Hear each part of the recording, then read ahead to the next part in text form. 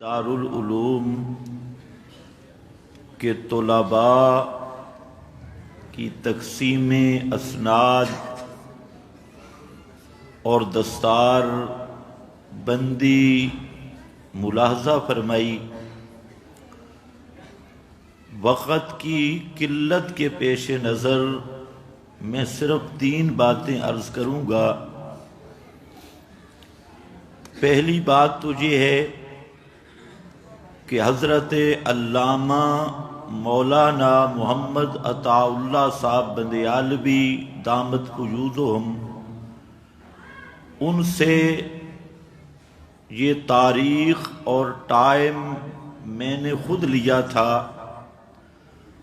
اور اس شرط پہ لیا تھا کہ آپ اگر آئیں تو ٹائم عنایت فرما دیں۔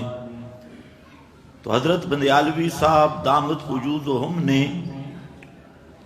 بڑے کھلے دل سے، بلکہ اپنا اس دن کے بعد پروگرام منسوخ کر کے آپ کے اس مدرسہ کے لیے ٹائم عنایت فرمایا تھا۔ آج صبح ان کا فون آیا کہ میری طبیعت انتہائی ناساز ہے اور بیمار ہوں، اور واقعتاً ان کی آواز سے بھی یہی محسوس ہو رہا تھا کہ وہ سخت علیل اور بیمار ہیں۔ تو بہرحال انہوں نے معذرت کی۔ آپ دعا فرمائیں کہ اللہ ان کو صحت کاملہ عاجلہ عطا فرمائے۔ بیماری تو ایک عذر ہے اور یہ کسی کے بس کی بات بھی نہیں ہے۔ تو آپ حضرات کو جو غم ہوا یا ان کا شدت سے انتظار تھا، امید ہے کہ آپ درگزر فرمائیں گے۔ دوسری بات یہ ہے کہ ہمارے اس پشاور میں، بلکہ خیبر پختونخوا میں نوجوان ساتھیوں میں سب سے بڑا پیکر اخلاص اور علم و علماء سے محبت کرنے والا، واقعتاً شیر سرحد اور شیر پشاور حضرت مولانا فدا محمد ربانی دامت فیوضہم، ان سے ہمارا ایک دلی محبت ہے، ان کی علمی، دینی اور مشن کی محبت کی وجہ سے۔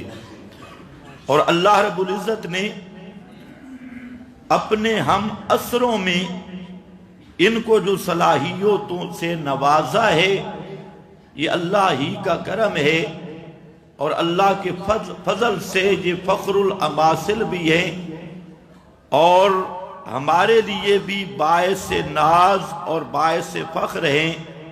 اللہ ایسے علماء تا دیر امر ربی تک پیدا فرمائے جو دین کی اخلاص اور محنت کے ساتھ خدمت کریں۔ یہ جو دینی مدارس ہیں،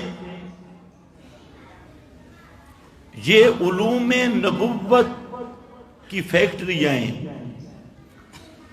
جس طرح دنیاوی علوم کے کارخانے ہوتے ہیں، یہ مدارس اور مساجد علوم نبوت کا کارخانہ ہے، اور جب تک یہ مدارس قائم رہیں گے علوم نبوت بھی قائم رہیں گے، اور جب یہ مدارس مٹ گئے تو پھر علوم نبوت بھی نہیں رہیں گے، اور جب علوم نبوت مٹ گئے پھر دنیا بھی نہیں رہے گی۔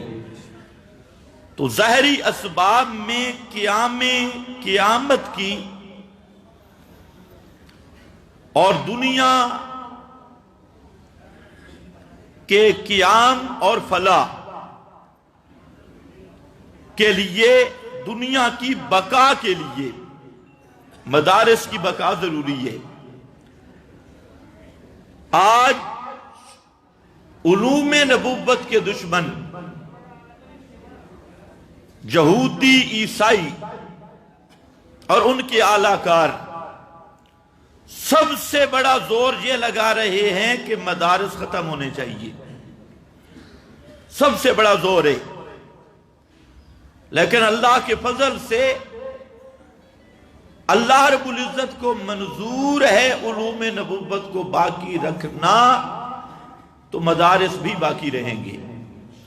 ہزار نہیں لاکھوں کوئی زور لگا لے، میڈیا پر مدارس کو بدنام کیا جا رہا ہے اور این جی اوز کے ذریعے مدارس کو بدنام کیا جا رہا ہے، اور ایک پورا نیٹ ورک مسلسل کام کر رہا ہے کہ مدارس کو بدنام کیا جائے۔ لیکن اللہ کے فضل سے یہ نصرت الہی آل حق پر رہے گی، جو خالصتاً اللہ کی رضا کے لیے کام کرنے والے ہیں، اور یہ کام رکنے والا نہیں ہے، یہ چلے گا۔ اللہ رب العزت نے قانون بیان کر دیا کہ یہ علوم نبوت کے ساتھ تعلق ہر کسی کا نہیں لگتا۔ کوئی زور لگائے علوم نبوت کی وراثت کے لیے، وہ وارث نہیں بنے گا، نہ نسب پر، نہ مال و دولت سے، نہ عہدوں سے۔ اللہ رب العزت نے فرمایا کہ اصطفینا من عبادنا ثم اورثنا الکتاب، ہم نے کتاب کا وارث بنایا۔ کس کو؟ اصطفینا، ان کو وارث بنایا۔ اصطفینا، جن کو ہم نے چنا۔ یہ اللہ رب العزت کی چنندہ شخصیاتیں جن کو کتاب اللہ کا وارث بنایا گیا۔ اور جب اللہ تعالیٰ کے استفاء ہو، تین جماعتیں قرآن میں ایسی ملتی ہیں جہاں پر استفاء کا لفظ اللہ نے ذکر کیا۔ ایک وہ جو علوم نبوت اور کتاب اللہ کے وارث گروہ ہے، اس کو قرآن نے کہا اصطفینا من عبادنا، ان کو میں نے منتخب کیا، چنا۔ اور یہ استفاء اختیار خاص تھا۔ دوسرا نبوت کا معاملہ آیا تو فرمایا اللہ یستفی من الملائکۃ رسلا ومن الناس، کہ انبیاء کے لیے بھی انتخاب۔ اور تیسری جماعت وہ ہے جس کو اللہ نے منتخب کیا، چنا، وہ محمد مصطفیٰ کے صحابہ اور آپ کے یار ہیں، جن کا انتخاب ہوا۔ تو ان میں یہ جو طلباء پڑھ رہے ہیں یا ان مدارس کے جو معاملین ہیں، وہ اللہ کا شکر ادا کریں کہ اللہ نے انہیں منتخب کیا ہے۔ اور اللہ کی منتخب جماعتیں تین ہی ہیں، انبیاء اور ورثۃ الانبیاء۔ اور ورثۃ الانبیاء پھر خاص ان میں اصحاب رسول، اور بالعموم قیامت تک آنے والے ورثۃ الانبیاء، وہ سب شامل ہیں۔ تو یہ اللہ کی عنایت اور اللہ کا استفاء خاص ہے۔ اس لیے یہ کوئی معمولی انعام نہیں۔ حضرت عبداللہ ابن مسعود رضی اللہ تعالیٰ عنہ فرماتی ہیں کہ جس آدمی کو اللہ قرآن کا علم عطا کرے، یعنی پیغمبر کی وراثت عطا کرے، اور وہ آدمی کوئی دوسری نعمت دیکھ کر اس کے دل میں اتنی بات آئے کہ کاش یہ نعمت بھی میرے پاس ہوتی، یہ کوٹھی، یہ عہدہ، یہ پراپرٹی، یہ دکان، یہ تجارت، یہ میرے پاس ہوتی، تو حضرت عبداللہ ابن مسعود رضی اللہ تعالیٰ عنہ فرماتی ہیں کہ اس نے قرآن کی ناقدری کی ہے، کیونکہ قرآن سے بڑی نعمت اس کائنات میں کوئی نہیں۔ سب سے بڑی نعمت وہ اللہ کا قرآن ہے، اور جس کو قرآن والی نعمت مل گئی اس کو سارے جہان کی نعمتیں مل گئی۔ یہ سب سے بڑی نعمت ہے۔ باقی جتنی نعمتیں ہیں یہ سب فانی ہیں، سب ختم ہونے والی ہیں اور عارضی ہیں، قلیل بھی ہیں، حقیر بھی ہیں، مقام فنا میں بھی ہے۔ اس لیے اللہ رب العزت نے پوری کائنات کی ہر نعمت اس کے لیے ایک ہی لفظ استعمال کیا اور فرمایا متاع قلیل، متاع قلیل۔ متاع کس کو کہتے ہیں؟ وہ ٹاکی جس سے برتنوں کو صاف کیا جاتا ہے۔ متاع وہ برتنوں کی میل کچیل اتارنے والی وہ ٹاکی، وہ متاع ہے، اور ہے بھی قلیل، ہے بھی متاع، معمولی نفع، گھٹیا نفع۔ اور متاع کہنے کی وجہ یہ ہے کہ اس میں حقارت موجود ہے، ذلت موجود ہے۔ دنیا کی کوئی نعمت، وقت نہیں کہ میں تفصیل میں جاؤں، کھانے والی نعمت، پہننے والی نعمت، شادی والی نعمت، اولاد والی نعمت، سب نعمتوں میں مشقت ہے۔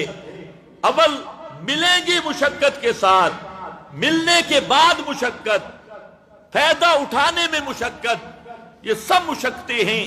لیکن قرآن کریم وہ نعمت ہے، اللہ نے فرمایا کہ یہ ہے ہدایت اللہ، اللہ کی ہدایت ہے۔ اور جو ہدایت اللہ پہلے دن جب آدم کو اللہ نے اتارا تھا زمین پر، اس وقت اعلان کیا تھا کہ جو آدمی ہدایت اللہ یعنی اوپر والی ہدایت، چاہے وہ تورات، انجیل، زبور، اپنے اپنے زمانے کے اعتبار سے ان کی شکل میں ہو، اور آخری ہدایت نامہ قرآن مقدس کی شکل میں ہو، اللہ رب العزت نے ایک جملہ ذکر کیا کہ وہ لا یذل ولا یشقا، وہ اس ہدایت کی پیروی کرنے والا نہ تو کبھی راہ سے جدا ہوگا، ہدایت پر رہے گا، اور نہ کبھی محنت اور مشقت میں پڑے گا۔ لا یشقا کے 3 معنی ہیں۔ ایک معنی یہ ہے کہ وہ تھکان اور اس محنت میں، مشقت سے بھی نہیں، اس میں بھی نہیں پڑے گا، آسانی کے ساتھ جنت میں آئے گا۔ تو سب سے بڑی نعمت قرآن ہے، قرآن سے بڑی نعمت کوئی نہیں۔ اور تمام یہ جو مدارس میں علم پڑھائے جاتے ہیں، ان علوم سے مقصود بھی قرآن مقدس کو سمجھنا ہے۔ قرآن مقدس جتنے علوم ہیں، صرف، نحو، منطق، معانی، اصول فقہ، اصول حدیث، خود حدیث، سب سے مقصد ایک ہے کہ اللہ کی کتاب سمجھ آئے، اللہ کے رموز سمجھ آئیں، اور اللہ کا کلام سمجھ آئے۔ سب کا محور وہ اللہ کی کتاب ہے۔ جتنے علوم 17 کے قریب علوم پڑھائے جاتے ہیں، بلکہ اس سے بھی زائد، اور ایک محنت ہے 8 سال 10 سال 15 سال ایک جیل میں رہ کے پڑھنا، اور پھر ہر طرح کی تکالیف برداشت کرنا، اساتذہ کا غصہ بھی برداشت کرنا، اساتذہ کے لیے یہ محنت کے طالب علموں کی غلطیاں برداشت کرنا، ان کی کوتاہیاں برداشت کرنا، پھر خصوصاً محتمم، یہ ہر طرف سے بیچارہ، مدرسین کی طرف سے بھی پریشان، طالب علموں کی طرف سے بھی پریشان، اور محتمم کا جو ہاتھ ملاتا ہے وہ بھی احسان کرتا ہے کہ میں نے آپ کے ساتھ ہاتھ ملایا ہے، میرا بھی آپ کے ساتھ تعلق ہے۔ اس لیے میں کہا کرتا ہوں کہ اگر محتمم مخلص ہے تو انشاءاللہ بلا حساب و کتاب جنت میں جائے گا، اگر مخلص ہے۔ اور اگر دغے باز فراڈی ہے تو اس کا دنیا خسرت دنیا والآخرہ، دنیا بھی گئی، آخرت بھی گئی، دنیا میں بھی معتوب اور آخرت میں بھی مرجوب۔ تو بہرحال میں عرض کرنا چاہتا ہوں کہ قرآن کریم یہ ہماری دعوت کا، نبی کریم علیہ السلام کے مشن کا اصل اور سب سے بڑا اصول، اشرف الاصول ہے، وہ کتاب اللہ۔ اور قرآن کریم پورا اس کا مقصد کیا ہے؟ بالکل آسان گفتگو کروں گا. اس میں ایک جملہ ہے کہ 30 پارے قرآن کے اسی جملہ کے ارد گرد پھر رہے ہیں. پورا قرآن پڑھ لو اور وہ جملہ ہے لا الہ الا اللہ. کون سا جملہ ہے؟ لا الہ الا اللہ. یہ لا الہ الا اللہ ہے تو ایک جملہ، لیکن یہ وہ جملہ ہے کہ اللہ نے ساری کتابیں اسی جملے کے لیے نازل کی. تمام کتابوں کا مرکزی نقطہ تورات، انجیل، زبور، صحائف سب کا یہی جملہ رہا. اللہ نے فرمایا میرے محبوب کائنات کے سامنے اعلان کر، ھذا ذکر من معی و ذکر من قبلی، ھذا ذکر من معی و ذکر من قبلی.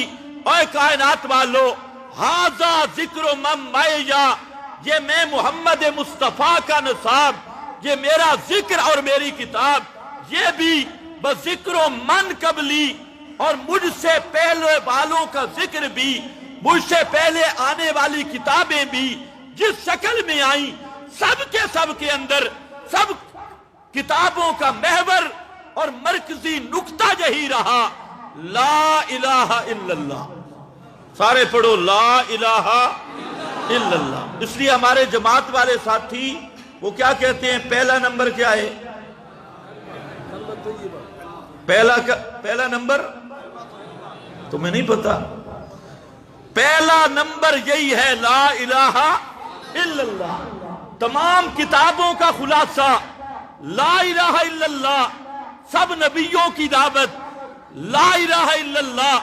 ما ارسلنا من قبلک من رسول، ما ارسلنا من قبلک من رسول الا نوحی الی انہو لا الہ الا انا فاعبدون. 7 لاکھ کے قریب انبیاء اسی جملے پہ محنت کرنے کے لیے آئے اور اسی جملے، اسی مشن کو لے کے آئے. اور یہ وہ جملہ ہے جس پر اللہ نے علم کا دار و مدار رکھتے ہوئے ذکر کیا. ایک تو یہ کائنات سجائی اسی مسئلے کی خاطر، اس کائنات کو بنایا گیا. فرمایا اللہ الذی خلق 7 سماوات والارض مثلہن یتنزل الامر بینہن لتعلموا ان اللہ علی کل شیء قدیر وان اللہ قد احاط بکل شیء علما. اسی لا الہ الا اللہ کی خاطر یہ کائنات بنائی گئی. مقصود کائنات لا الہ الا اللہ.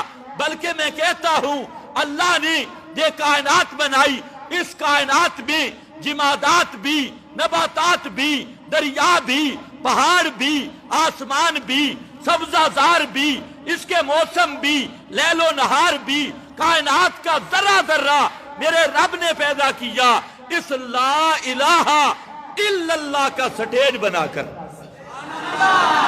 لا الہ الا اللہ کا سٹیج بنایا، اسی لیے ہر ایک چیز کو گواہ بنا دیا. آسمانوں کی بناوٹ، زمین کی بناوٹ، سمندروں کا بہاؤ اور ہوائیں اور فضائیں اور ذرہ ذرہ کائنات کا قرآن ایک ایک کا تذکرہ کرتا ہے.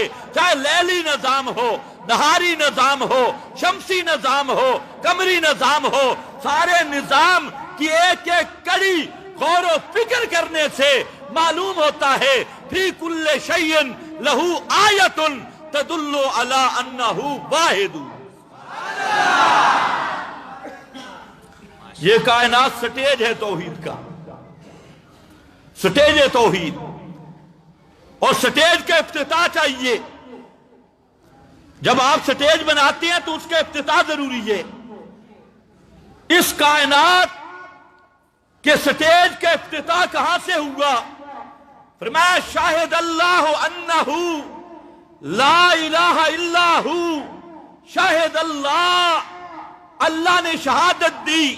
اور رب کی شہادت کیا تھی؟ رب کی شہادت کیا تھی؟ دلائل عقلیہ نصب کر کے शवाहिद अकलिया नस्ब करके किताबें उतार कर अपनी मुनज्जल किताबों में और पूरी कायनात पर अपनी कुदरत की शाहकारी करके अल्लाह ने शहादत दी। किस बात की? अन्नहु ला इलाहा इल्लाहु, इस बात की कि कायनात वालों अल्लाह उसके सिवा इलाह कोई नहीं। बल मलाइका शाहिद अल्लाह, अल्लाह के बाद फरिश्तों ने गवाही दी। फरिश्तों ने उस स्टेज पर बयान किया अपनी हालत के साथ, अपने काल के साथ, अपने हाल के साथ, अपनी इबादत के साथ, अपने सजदों के साथ, अपने रुकुओं के साथ। अल मलाइका, और अहले ईमान के तामुन के साथ, अल मलाइका अहले ईमान के लिए दुआओं के साथ फरिश्तों ने शहादत दी। और फरमाया व उलुल इल्मी काइमम बिल क़िस्त, उलुल इल्म, अल्लाह ने फरमाया इल्म वालों ने भी इसी की शहादत दी।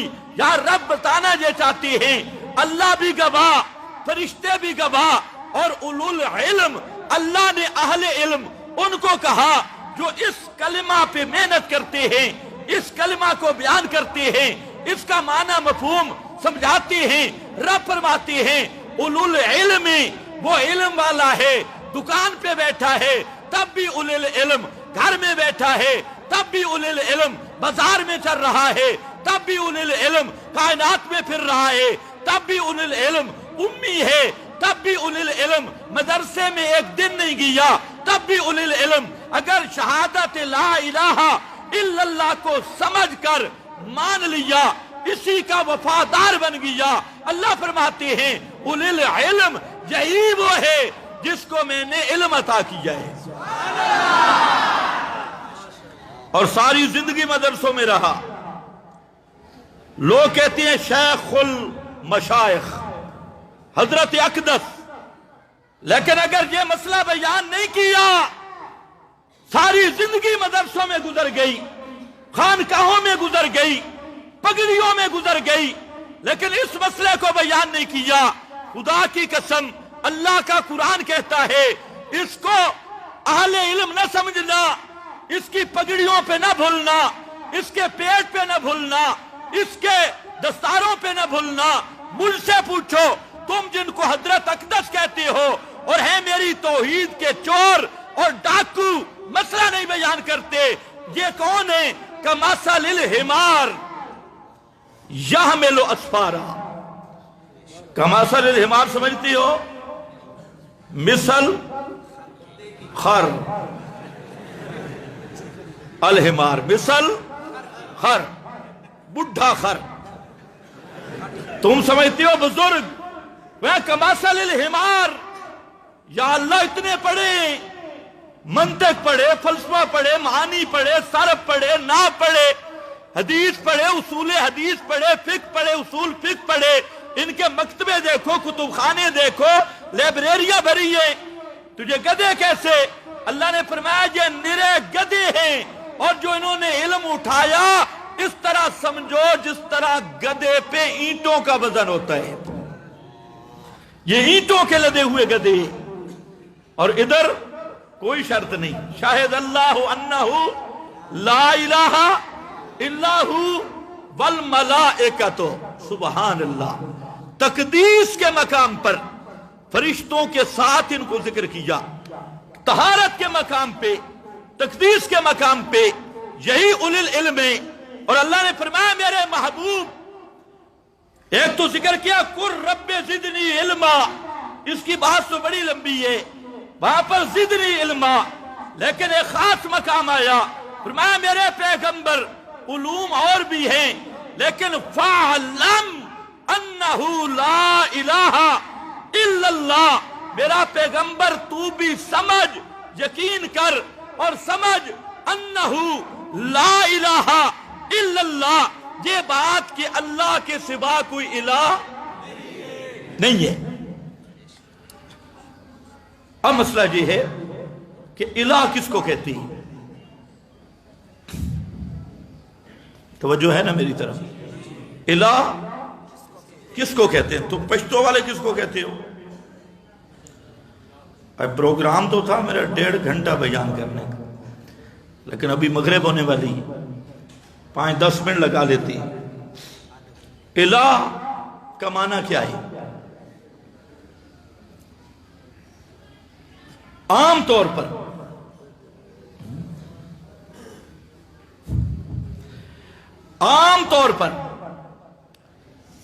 لا الہ الا اللہ کا معنی کیا جاتا ہے اللہ کے سوا معبود کوئی نہیں۔ معنی صحیح ہے لیکن معبود عربی ہے،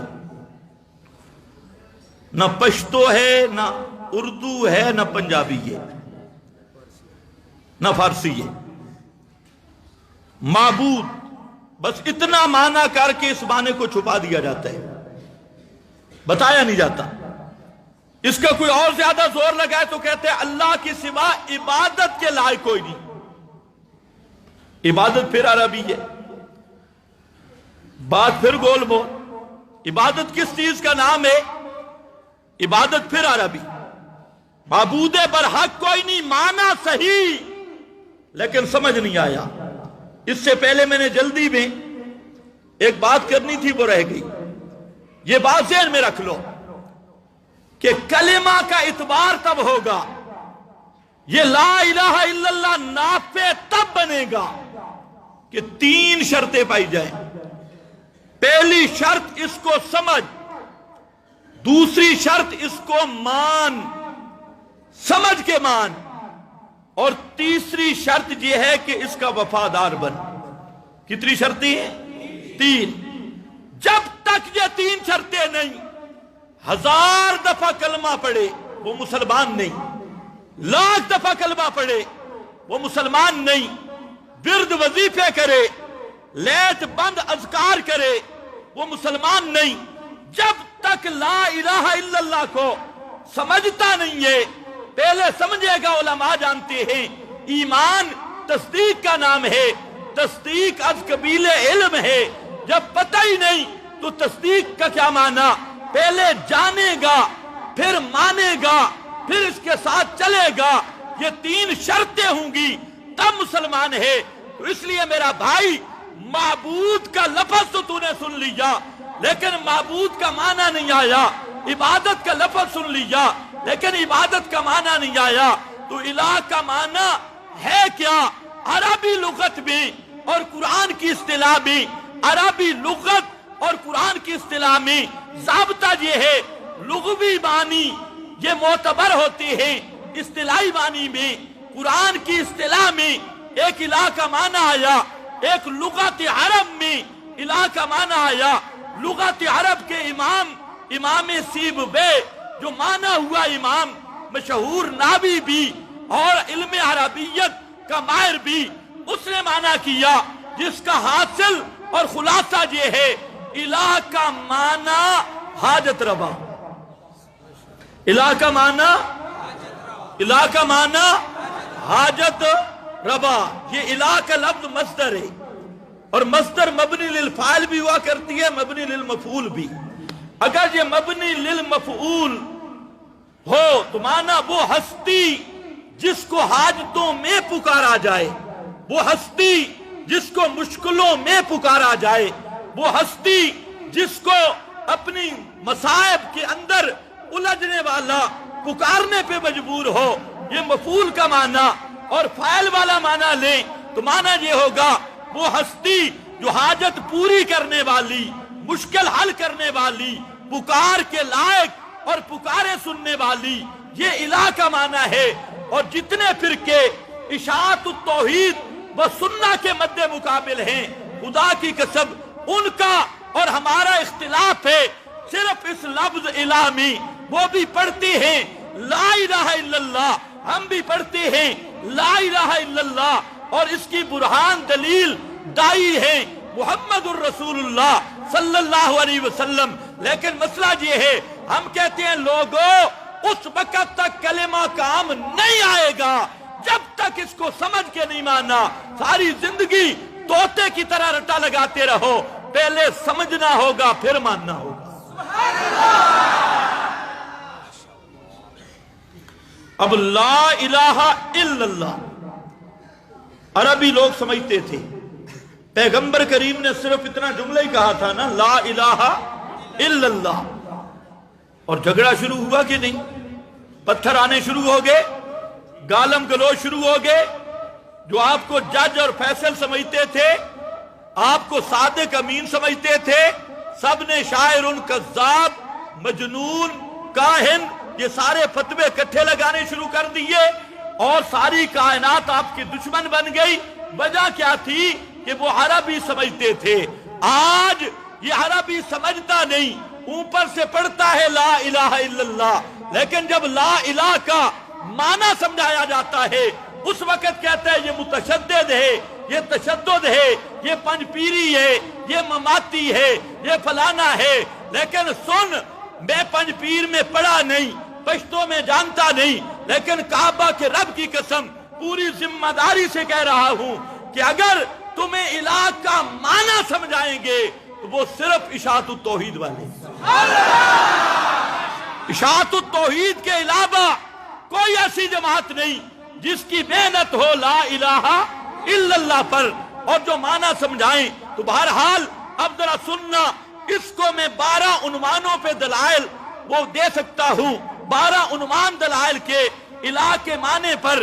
پہلے یہ ذہن میں رکھ لو، الہ کا معنی حاجت پوری کرنے والا، الہ کا معنی مشکل حل کرنے والا، الہ کا معنی بغیر اسباب کے سننے والا، الہ کا معنی بغیر اسباب کے جاننے والا، الہ کا معنی بغیر اسباب کے تصرف کرنے والا۔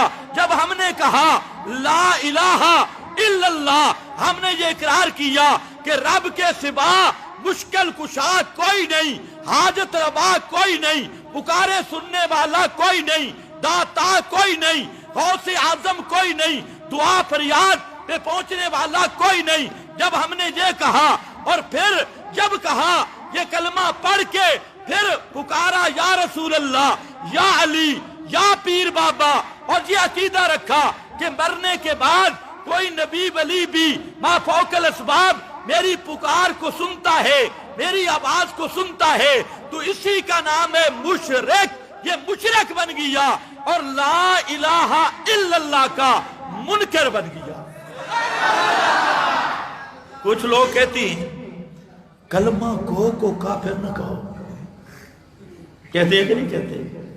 کلمہ گو کو کافر نہ کہو، اور قرآن سے پوچھو جو کلمہ پڑھے اور کلمے پہ چلے نہیں، جو کلمہ پڑھے کلمے کو سمجھے نہیں، جو کلمہ پڑھے کلمے کو مانے نہیں، اللہ فرماتے ہیں سارے کافر اوپر والے درجے میں ہوں گے، لیکن یہ وہ غٹ کافر ہے کہ یہ جہنم کے نچلے والے طبقے میں ہوگا۔ ان المنافقین فی الدرک الاسفل من النار۔ اتنا مجرم ہندو نہیں، سکھ نہیں، مجوسی نہیں، اس نے تو کلمہ پڑھا ہی نہیں، جتنا یہ کلمہ گو جو کلمے کے ساتھ کرتا ہے غداری، جتنا یہ غدار مجرم ہے اللہ کے دربار میں، اتنا ہندو سکھ مجوسی مجرم نہیں ہے۔ ہندو کے پیچھے نماز ہو جائے گی، سکھ کے پیچھے اور کلمہ گو مشرک کے پیچھے، کیوں اپنی نمازیں ضائع کرتے ہو؟ دوسروں کے ایمان کی وجہ سے اپنا ایمان کیوں ضائع کرتے ہو؟ اپنے ایمان کی حفاظت کرو۔ آؤ واپس آؤ، لا الہ الا اللہ، سبحان اللہ۔ لسان العرب عربی کی کتاب ہے، لغت عربی کی، اور زبردست کتاب ہے۔ اس پہ علامہ افریقی نے بحث کی کہ الہ کس کو کہتی ہے۔ بحث کرتے ہوئے ایک جملہ آپ کو سناتا ہوں، لمبی بات ہے، وقت بالکل نہیں۔ ایک جملہ فرماتے ہیں کما ان الطفل یعلہ الی امہ۔ اے لوگو، الہ کا معنی حاجت روا، الہ کا معنی مشکل کشا، الہ کا معنی کہ جس کو حاجتوں میں پکارا جائے، مشکلوں میں پکارا جائے۔ آگے مثال دیتے ہیں، جیسے دودھ پیتا بچہ ہو، طفل ہو، چھوٹا بچہ ہو، اور وہ اپنی ماں کی طرف راغب ہوتا ہے، ماں کو پکارتا ہے، اس کے پیٹ میں درد، امی امی، اس کے سر میں درد، امی امی، اس کو بھوک لگے، امی امی، وہ کسی کا واقف نہیں ہوتا، اپنی ماں کی طرف راغب ہوتا ہے اور ماں کو بلاتا ہے۔ اسی طرح الہ کو الہ اس لیے کہتے ہیں کہ ساری کائنات اسباب کے انقطاع کے وقت اس کو پکارنے پہ مجبور ہوتی ہے، اس کو اس کی طرف راغب ہونے پہ مجبور ہوتی ہے۔ شیخ عبد القادر جیلانی اللہ کے بہت بڑے ولی، ان کی طرف منسوب کتاب غنیۃ الطالبین، اس میں بھی اس نے یہی بات کی اور کہتا ہے الہ کا معنی حاجتیں پوری کرنے والا، مشکلیں حل کرنے والا، کرتے کرتے کما فرمایا لأن الخلق، وجہ تسمیہ بیان کی کہ رب کو الہ کیوں کہتے ہیں، وہ الہ برحق کیوں ہے۔ لأن الخلق یتضرعون الیہ فی الحوادث والحوائج، اس لیے کہ پوری مخلوق اس کے سامنے یتضرعون، زاریاں کرنے پہ مجبور ہوتی ہے، رونے پہ مجبور ہوتی ہے، فی الحوادث والحوائج، اپنی مشکلوں میں، اپنی حاجتوں میں اس کو پکارنے پہ مجبور ہوتی ہے، اس لیے اس کو الہ کہتے ہیں۔ شیخ عبد القادر جیلانی کہنا یہ چاہتے ہیں لأن الخلق، کائنات والوں الہ کو الہ اس لیے کہتے ہیں، نبی بھی اس کے دروازے پہ روتے ہیں، ولی بھی اسی کو پکارتے ہیں، فرشتے بھی اسی کو پکارتے ہیں۔ انہم کانوا یسارعون فی الخیرات یدعوننا رغبا ورہبا وکانوا لنا خاشعین، سارے مقرب اسی کو پکارنے پہ مجبور۔ آدم پکارے ربنا ظلمنا انفسنا، حضرت یونس پکارے، وہ تو پکار بھی ایسی لا الہ الا انت سبحانک انی کنت من الظالمین۔ ایوب پکارے وایوب اذ نادی ربہ، اللہ نے نمونے پیش کیے، اگر کہیں خطا ہو جائے اس طرح پکارو جیسے آدم نے پکارا، اگر کہیں جیل میں پھنس جاؤ اس طرح پکارو جس طرح یونس نے مچھلی کے پیٹ کی جیل میں پکارا، اگر بیمار ہے اس طرح پکار جس طرح حضرت ایوب نے پکارا، اور پکارا کس انداز سے، وَأَيُّوبَ اِذْ نَادَى رَبَّهُ أَنِّي مَسَّنِيَ الضُّرُّ وَأَنْتَ أَرْحَمُ الرَّاحِمِينَ، وسیلہ بھی پیش کیا، انت ارحم الراحمین، اگر اولاد کی ضرورت ہے اس طرح پکار۔ دعا زکریا ربا، 120 سال کا بوڑھا وہ رب کو پکارتا ہے، اپنے عجز کا اظہار کر کے رب کی لم اکم بے دعائے کا رب شقیہ حوالہ دیتا ہے۔ اللہ کی رحمت سابقہ کا اس کے دو معنی ہیں۔ لم اکم، حضرت زکریا کہنا چاہتا ہے اے میرے مولا، بیٹا تو نے نہیں دیا اور میں نے تیرا دروازہ تو نہیں چھوڑا۔ 120 سال گزر گئے، بیٹا تو نے بھی نہیں دیا، تے لم اکم بے دعائے بے دعائی کا، بے دعائی کا باسببیہ، اللہ پھر بھی میں نے تو تیرا دروازہ نہیں چھوڑا۔ بدبخت تو وہ ہے جو تجھ سے مایوس ہو جائے، بدبخت تو وہ ہے جو دیر اور تاخیر ہو اور تیرا دروازہ چھوڑ کے اور درباروں پہ چلا جائے۔ میرا اللہ، بیٹا تو نے نہیں دیا، میں نے بھی تیرا دروازہ نہیں چھوڑا، اگر تیرا دروازہ چھوڑ دیتا میں بھی بدبخت ہو جاتا۔ ماں لم اکم بے دعائے کا رب شقیہ، اور دوسرا معنی میرا اللہ جب بھی تیرے آگے ہاتھ پھیلائے تو نے مجھے خالی دامن کبھی نہیں لوٹایا، تیری پہلے بھی مجھ پہ رحمت رہی، پہلے بھی نعمتیں دیتا رہا، اب اس رحمت سابقہ کا حوالہ دے کر پیغمبر کہتے ہیں حبلی لا تذرنی فردا، اللہ مجھے اکیلا نہ چھوڑ، مجھے بیٹا دے دے۔ فرمایا دشمن کے ساتھ مقابلہ ہے، اس طرح پکار جس طرح محمد مصطفیٰ نے پکارا ہے۔ استستغیثون ربکم، محمد مصطفیٰ بھی پکار رہے ہیں، مقام بدر ہے، اتنا پکارا اس خیمے عریش کے اندر، اتنا پکارا آپ کی چادر مبارک کندھوں سے گر گئی، آئے ابو بکر صدیق، کہہ دو رضی اللہ تعالی عنہ۔ صدیق دیاں ریسیں ہی نہیں، صدیق ہے۔ آئے پیغمبر کریم کو تسلی دیتے ہیں، قد الہات الی ربک، اللہ کے محبوب آپ نے بڑا مانگا ہے، اللہ آپ کو کبھی خالی نہیں لوٹائے گا، بڑی الہا اور زاری کی ہے۔ یہاں پر بھی قد الہات الی، وہ لفظ الہ والا معنی جہاں پر بھی آ رہا ہے، چلو بہرحال بڑی زاری کی، بڑا پکارا، صدیق بھی پکارنے والا، علی بھی پکارنے والا، کس کو؟ علی نے بھی کس کو پکارا؟ صدیق نے کس کو پکارا؟ اور امام الانبیاء نے کس کو پکارا؟ یہ ہے الہ کا معنی۔ چل یار ایک اور حوالہ بھی سن لے۔ امام رازی نے تفسیر کبیر میں اور پیر کرم شاہ نے ضیاء القرآن میں واقعہ لکھا کہ ایک آدمی آیا امام جعفر کے پاس، جعفر صادق کے پاس، اس نے کہا کہ مجھے الہ کا معنی بتاؤ، الہ کا کیا معنی ہے؟ امام نے کہا کہ یہ بتا، آسان تو نہیں ہو رہی، امام نے کہا مجھے یہ بتا، اب وقت کم ہونا تو آدمی یہ سوچتا ہے بھی ادھر جاؤں یا ادھر جاؤں یا ادھر جاؤں، تو خیر امام صاحب نے پوچھا کہ کام کیا کرتا ہے؟ اس نے کہا کشتی کا ملاح ہوں۔ اب ذرا سمجھنا، کشتی چلاتا ہوں، کشتی کا ملاح ہوں۔ امام صاحب نے فرمایا کہ ایسا کوئی وقت بھی آیا تجھ پہ جب ظاہری اسباب ختم ہو گئے ہو؟ اس نے کہا جی نعم بالکل آیا ہے۔ امام صاحب نے کہا جب ظاہری اسباب ختم ہو گئے اس وقت تیرا دل کہیں متوجہ ہوا تھا؟ اس نے کہا جی۔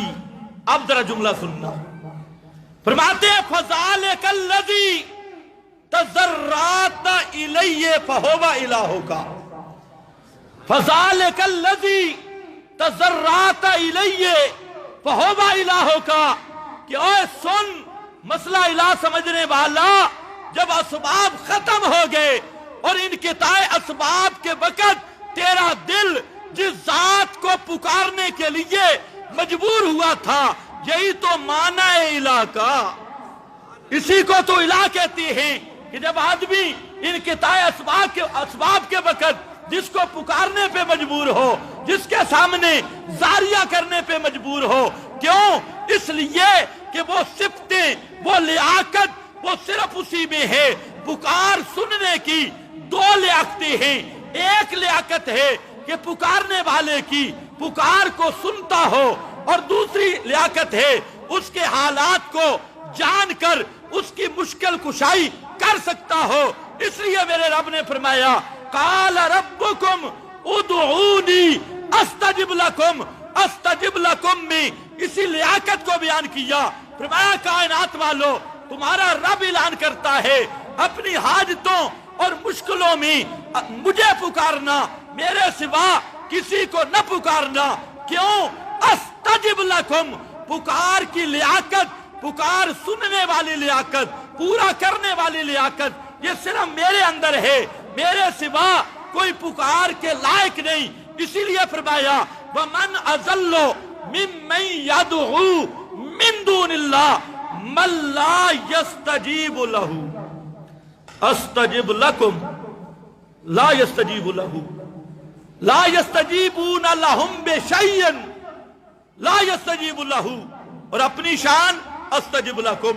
اسی لیے فرمایا جس نے بھی مجھے پکارا فاستجبنا لہ فاستجبنا لہ فاستجبنا لہ، ہم نے استجابت کی، ہم نے اس کی مشکل حل کی۔ اور جن کو تم پکارتے ہو فرمایا ومن اضل، کون اس سے بڑا گمراہ، کون اس سے بڑا کافر، ممن یدعو من دون اللہ، جو رب العالمین کے علاوہ کسی نبی کو پکارے، ولی کو پکارے، سفارشی سمجھ کے پکارے، جنگل میں کھڑے ہو کے پکارے، قبر کے اوپر جا کے پکارے اور کہے اشفع لنا، اللہ کے نبی میری دکان نہیں چل رہی، میرے کاروبار میں برکت نہیں، آپ دعا کر دیں، یا سما کے عقیدے سے پکارے، فرمایا اس سے بڑا گمراہ، اس سے بڑا کافر کائنات میں کوئی نہیں۔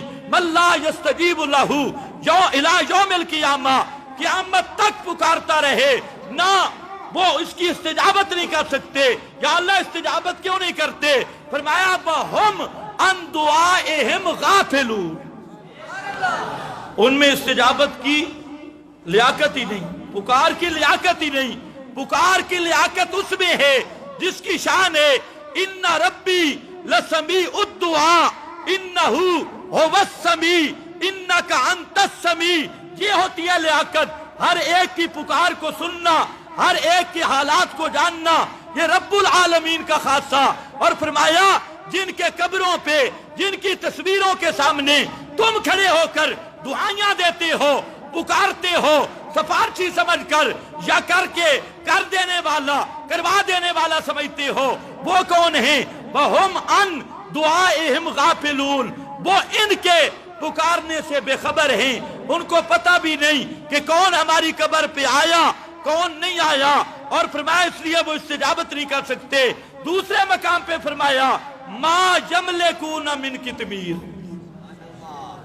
मा यमलिकूना मिन कित। एक आयत और लगा रहा हूं, जरा तवज्जो करना। लहू मुल्कुस समावाति वल अर्ज़ ला इलाहा इल्ला हू,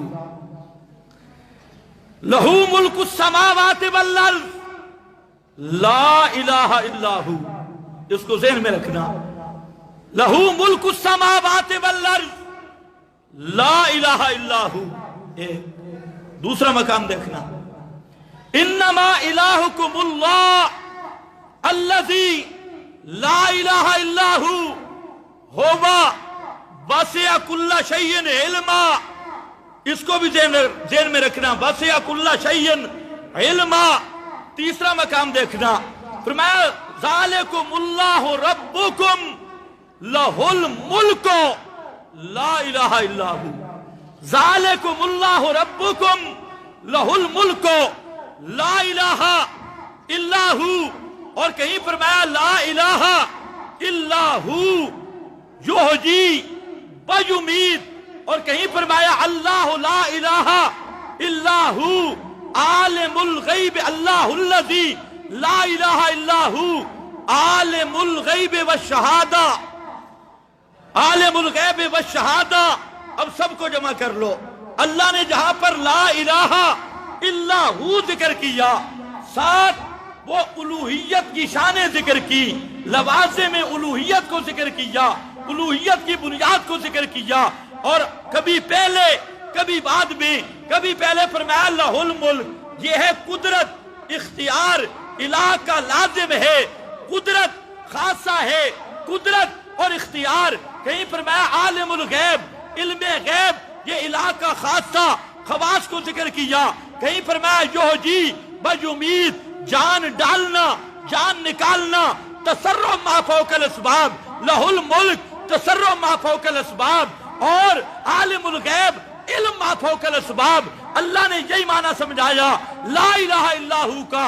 जहां भी कुरान में आया उसका शुरू देख, आखिर देख, यही बताया कि ओए कायनात वालों, अल्लाह के सिवा इलाह इसलिए कोई नहीं कि अल्लाह के सिवा गैबदान कोई नहीं, रब के सिवा इलाह इसलिए कोई नहीं कि रब के सिवा मा फौकल अस्बाब तसर्रुफ करने वाला कोई नहीं, अल्लाह के सिवा इलाह इसलिए कोई नहीं कि रब के सिवा कोई कदीर नहीं, कुदरत मा फौकल अस्बाब रखने वाला नहीं। और एक और उन्वान दिया, फरमाया हुवल हय्यो ला इलाहा इल्ला हू, हुवल हय्यो। अब कुरान का नतीजा देखना, अल्लाह फरमाती है मेरे सिवा इलाह कोई नहीं, इसलिए कि मेरे सिवा गैबदान कोई नहीं, मेरे सिवा इलाह कोई नहीं, इसलिए कि मेरे सिवा मुतसर्रिफ कोई नहीं, मेरे सिवा इलाह कोई नहीं, इसलिए कि मेरे सिवा कदीर कोई नहीं। अब फरमाया जब इलाह मैं हूं, और सिफत सुन लो, हुवल हय्यो, मकाम हस्र है, हुवल हय्यो ला इलाहा इल्ला हू। फरमाया मेरे सिवा इलाह कोई नहीं, इसलिए कि ला हय्या इल्ला हू, मेरे सिवा हमेशा जिंदा रहने वाला कोई नहीं, तो मेरे सिवा इलाह भी कोई नहीं। इसी से सिद्दीक ने लिया। من کان منکم یعبد محمدن فإن محمدن قد مات ومن کان منکم یعبد اللہ ان اللہ حی الواس صدیق تیرے فام پہ قربان جاؤ۔ کیسے قرآن سے اخذ کیا خطبہ، جو ایتیں پڑھی آج تک وہ بھی ہضم نہیں ہو رہی۔ ایتیں کیا پڑھی تھی؟ انہا کا اور بھی کہتے ہیں یہ مماتی کیوں پڑھتی ہے، کہ اللہ نے کیوں نازل کی ہے؟ انکا میتم و انہم میتون۔ آج کہتے ہیں، آج جو یہ ایتیں سنائے تو کہتے ہیں یہ ہے مماتی مماتی۔ میں آکھے پہلے کس نے سنائی تھی؟ ابو بکر صدیق سے پہلے بھی کسی نے سنائی تھی، قرآن میں ہے نا۔ خیر چلو آؤ، وقت نہیں، آؤ بات رہ جائے گی۔ هو الحی لا الہ الا ہو، اور آیت الکرسی میں کیا آیا؟ اللہ لا الہ الا ہو اونچے بولو خیال کرو، کچھ لوگ کہتے ہیں مسئلہ الہ بیان کرو، سماحیات بیان نہ کرو۔ ان کو نہ الہ کا معنی آتا ہے نہ الہ کے قائل ہے۔ اس وقت تک مسئلہ الہ بیان ہو نہیں سکتا جب تک ما فوق الاسباب سما کی نفی نہ آئے، جب تک غیر اللہ کی حیات تعبیدی کی نفی نہ آئے۔ اور مسئلہ الہ کھلتا ہی تب ہے جب حیات ممات کا مسئلہ آئے اور سما عدم سما کا مسئلہ آئے۔ ہر دور کا مشرک غیر اللہ کے لیے ما فوق الاسباب کے سما کا قائل رہا۔ ہر دور کا مشرک انبیاء اولیاء کو زمینی قبروں میں زندہ حیات دنیاویہ کے ساتھ مانتا رہا، اور ہر پیغمبر نے اس عقیدہ باطلہ کی نفی کی ہے۔ وقت ہوتا حضرت ابراہیم کی تقریر سناتا، اور وقت ہوتا اور انبیاء اہل اللہ کی تقریریں قرآن میں ہیں، لیکن ایک بات سمجھ لو، قرآن مقدس نے اللہ لا الہ الا ہو الحی بعد میں ذکر کیا، هو الحی لا الہ الا ہو الحی کو پہلے ذکر کیا۔ مسئلہ الہ کے شروع میں بھی الحی، بعد میں بھی الحی۔ اب نتیجہ آیا فادعوہ، اللہ فرماتے ہیں جب میرے سوا زندہ رہنے والا کوئی نہیں، جب میرے سوا حاجت روا کوئی نہیں، مشکل کشا کوئی نہیں، سمیع کوئی نہیں، غنی کوئی نہیں، بصیر کوئی نہیں، داتا کوئی نہیں، غوث اعظم کوئی نہیں، بیڑے تارنے والا کوئی نہیں، کھوٹی قسمتیں کھری کرنے والا کوئی نہیں، یہ سمجھ گئے۔ اب آیا فادعوہ، یہ فا فسیہ آتی ہے اذا کان الامر کذالک، جب یہ بات طے ہو گئی فادعوہ تو پکارو صرف اسی کو، پکارو صرف پھر وہی نتیجہ، الہ وہ ہے تو پکارو صرف، عالم الغیب وہ ہے تو پکارو صرف، حاجت روا وہ ہے تو پکارو صرف فادعوہ، اسی کو پکارو۔ واہ قرآن چھوڑا نہیں، پکارتا تو مشرک بھی تھا، مکہ والا مشرک بھی پکارتا تھا، آج بھی مشرک پکارتا ہے۔ فرمایا پکار کون سی ہوگی؟ مخلصین، پڑھو شامل ختم کرتا ہوں، کیا ہے؟ سارے پڑھو مخلصین، پکارو مخلص۔ یا اللہ مخلص کا کیا معنی؟ فرمایا اپنی گائے کو دیکھو، گائے کو خوراک دی۔ میں کہتا ہوں خدا کی قسم یہ قرآن آیا ہے امیوں کو سمجھانے کے لیے، اس کے لیے 14-15 علوم کی ضرورت نہیں۔ توجہ ہے؟ آخری جملہ، گائے نے خوراک کھائی، اس میں بھی غور کر لو، اللہ نے اندر اس کے کمپیوٹر لگایا اپنی قدرت کا۔ خوراک 3 حصوں میں تقسیم ہو گئی، ایک گوبر بنا، ایک خون بنا، ایک دودھ بنا۔ اب وہ ساتھ ساتھ چل رہے ہیں۔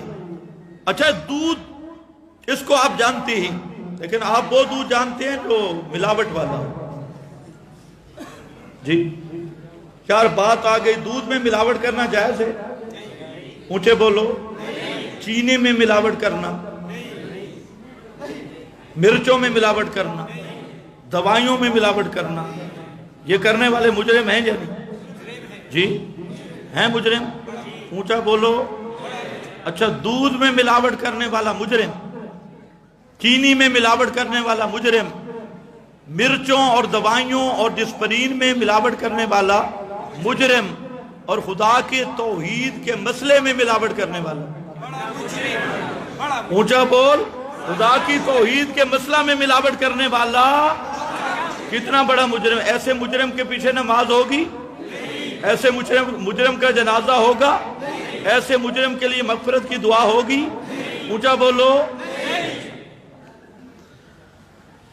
اللہ نے فرمایا دیکھو، خون بھی جا رہا ہے، گوبر بھی جا رہا ہے، اور خون اور گوبر کے درمیان ہے لبنن خالصا، لبنن خالصا، اس میں ذائقہ بھی نہیں ملنے دیا، خون کا بھی گوبر کا بھی، رنگ بھی، بو بھی۔ اگر تھوڑی سی بو ہو گوبر کی، خون کی، پینے کے لیے دل نہیں ہوگا۔ تھوڑی سی ملاوٹ، فرمایا جس طرح وہاں ملاوٹ نہیں نا تو فَدْعُوهُ مُخْلِصِينَ لَهُ، تو بھی ملاوٹ نہ کر۔ ملاوٹ کا ایک معنی اللہ کے ساتھ دوسروں کو پکارنا، ملاوٹ کا دوسرا معنی اللہ کو دھمکیاں دینا، 5 تنوں کا واسطہ، فلانے مولوی کا واسطہ، فلانے کا واسطہ، فلانے کا۔ فرمایا نہیں، جس طرح میں نے تجھے خالص دودھ دیا اسی پہ غور کر، اور فَدْعُوهُ مُخْلِصِينَ لَهُ الدِّينَ۔ وآخر دعوانا